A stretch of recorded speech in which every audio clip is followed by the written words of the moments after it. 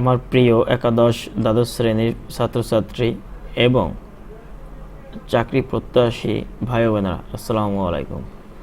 আশা করি সবাই ভালো আছেন। বেসিক ম্যাথ একাডেমির আজকের এপিসোডের পক্ষ থেকে সবাইকে স্বাগতম। আমাদের আজকের আলোচনার বিষয় বুলিয়ান থিওরাম। এই বুলিয়ান থিওরামের ল অফ এডিশন এবং ল অফ মাল্টিপ্লিকেশন আমরা দেখব। আসলে বুলিয়ান থিওরাম কি? বুলিয়ান থিওরাম হচ্ছে একাদশ দ্বাদশ শ্রেণীর পাঠ্য বইয়ের আইসিটি বইয়ের ডিজিটাল লজিক গেটের একটি পার্টস। ডিজিটাল লজিক গেট বা বুলিয়ান অ্যালজাব্রা বিষয়টা হচ্ছে জর্জ বুল 1854 সালে গণিত এবং যুক্তির মধ্যে যে সুস্পষ্ট সম্পর্ক রয়েছে তা শনাক্ত করতে সক্ষম হন। তার এই বীজগণিতেই বুলিয়ান বীজগণিত বা বুলিয়ান অ্যালজাব্রা নামে পরিচিত। বুলিয়ান অ্যালজাব্রার প্রত্যেকটি লজিকের দুটি মান থাকে, 0 এবং 1। একটি মান সত্য হলে অপরটি হবে কি মিথ্যা। যুক্তি বর্তনী হাই ভোল্টেজ 1 এবং লো ভোল্টেজ 0 হিসেবে গণ্য করা হয়। কোনো সার্কিটে বিদ্যুতের উপস্থিতি যদি 1 ধরা হয় তবে 0 দ্বারা নির্দেশ করা হয় বিদ্যুতের অনুপস্থিতিতে। বুলিয়ান অ্যালজাব্রা লজিক সার্কিট ডিজাইনের জন্য ব্যবহৃত হয়। এই বুলিয়ান অ্যালজাব্রা থেকে কিছু থিওরাম বা উপপাদ্য নির্ণয় করা হয়েছে। এই উপপাদ্য থেকে আমরা এখানে 4টি উপপাদ্য আলোচনা করব। এই 4টি উপপাদ্য যোগের ক্ষেত্রেও দেখানো হবে এবং গুণনের ক্ষেত্রেও দেখানো হবে। 4টি কেন? আমরা এখন বুলিয়ান অ্যালজাব্রা শিখব শুধুমাত্র পরীক্ষায় যেগুলো আসে সেগুলো শিখব এবং সেগুলো মনে রাখার সহজ টেকনিক সম্পর্কে আলোচনা করব। এই প্রত্যেকটা অ্যালজাব্রা যোগের ক্ষেত্রেও আমাদেরকে বের করতে হবে এবং গুণনের ক্ষেত্রেও আমাদেরকে বের করতে হবে। তাহলে এখানে আমি 4টা সূত্র লিখে রেখেছি। এ প্লাস ল অফ এডিশন বা যোগের জন্য এ plus A plus A plus A plus, একইভাবে এ dot A dot A dot A dot,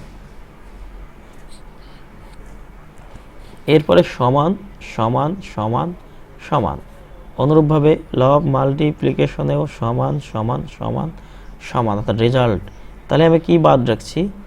এই যে আমাদের যে এ আছে,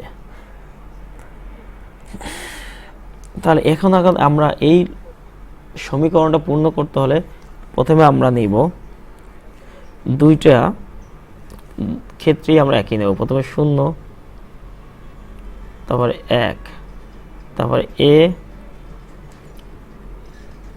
এ প্রাইম। তাহলে বুলিয়ান অ্যালজাব্রা টাইম মনে রাখার ক্ষেত্রে কি করব? প্রথমে এ এ এ এ নিলাম, প্রত্যেকটা ক্ষেত্রে এ নিলাম। এরপরে 0 1 এ প্রাইম, একইভাবে 0 1 এ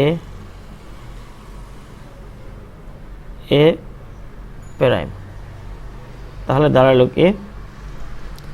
এ প্লাস 0 সমান ইকুয়াল ফলাফল কি? এ প্লাস 1 ইকুয়াল টু ফলাফল কি? A plus A equal to ফলাফল কি? এ প্লাস এ প্রাইম কি রেজাল্ট হবে? A dot 0 A prime, A dot 1 A prime, A dot 1 equal to result কি? A dot A equal to result কি? A dot A prime equal to result কি? এই যে প্রথম ল A plus 0 বা এ dot 0, এটার নাম হচ্ছে আইডেন্টিটি ল। তারপর এ প্লাস 1 বা এ ডট 1, এই লটার নাম হচ্ছে ডমিন্যান্ট ল। এই লটার নাম কি? ডমিন্যান্ট ল। এটা একটা আইডেন্টিটি ল, আর এটা হচ্ছে ডমিন্যান্ট ল। এরপরে আছে এ প্লাস এ, এটা হচ্ছে আইডেম্পোটেন্ট ল। এটা নাম হচ্ছে idempotent law. A plus A prime, এটার নাম হচ্ছে কমপ্লিমেন্ট ল। এটার নাম কি? Complement law. Complement law, A plus A prime অথবা A dot A prime complement law. তাহলে এখন ফলাফল কি হবে? A plus 0, A plus 1, A plus A plus A prime. এর ফলাফলটা হচ্ছে প্রথম হচ্ছে এ, মুখস্থ লিখে দেবো আমরা, A on A on A on A on কি লিখলাম? A plus 0 A plus 1 on, A plus A plus A prime 1।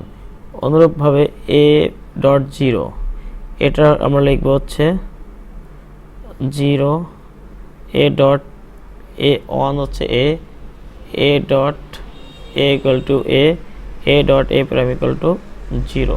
মনে রাখার ক্ষেত্রে আমরা 0 এ 0, 0 এ 0।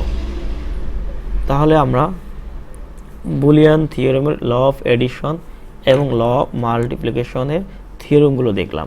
এই থিওরেমগুলো যদি আমরা চোখ বুঝে মনে রাখতে চাই তাহলে আমরা এইগুলো লিখিতভাবেই লিখতে হবে, মুখস্থ করলে থাকবে না, আমাকে এই কৌশলে লিখে এগুলো মনে রাখতে হবে। এর ক্ষেত্রে আমরা প্রথমে 4টা এ নেব, দুই পাশে 4টা এ, এরপরে যোগ, এরপরে ডট। 4টা এ নিয়ে যোগ এবং ডট বা ইন্টু দিব, এরপরে 0 1 এ প্রাইম, উভয় ক্ষেত্রে 0 1 এ প্রাইম দিব, এই যে এটা দিব, এই সেটা দেবো। এখন হচ্ছে ফলাফল।